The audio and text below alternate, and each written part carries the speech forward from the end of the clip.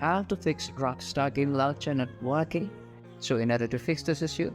firstly go to the launcher and right click, go to properties, go to compatibility and select run this program in compatibility mode for Windows 8, and also check mark on run this program as administrator and click on apply and click on OK, and restart your computer, and this should help solve your problem. But if it is not working, the next thing that you can do is go to Windows Security, go to Virus and Threats Protection, click on Manage Settings, and from here on the exclusions, click on Add or Remove Exclusions, click on Add Exclusion, click on Add File,